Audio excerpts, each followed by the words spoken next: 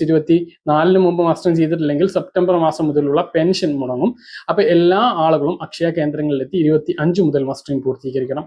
Mustering ചെയ്യുമ്പോൾ biometric mustering പരാജയപ്പെടുകയാണ് എങ്കിൽ life certificate തദ്ദേശ സ്ഥാപനങ്ങളിൽ സമർപ്പിക്കണം. 2024 ഡിസംബർ 31 മുമ്പ് പെൻഷൻ അനുവദിച്ച് കിട്ടിയിട്ടുള്ള എല്ലാവരും മസ്റ്ററിങ് പൂർത്തീകരിക്കേണ്ടതാണ്. അത് ക്ഷേമ പെൻഷൻ ആയാലും അതുപോലെ തന്നെ ക്ഷേമ ബോർഡ് പെൻഷനുകളായാലും മസ്റ്ററിങ് പൂർത്തീകരിക്കണം.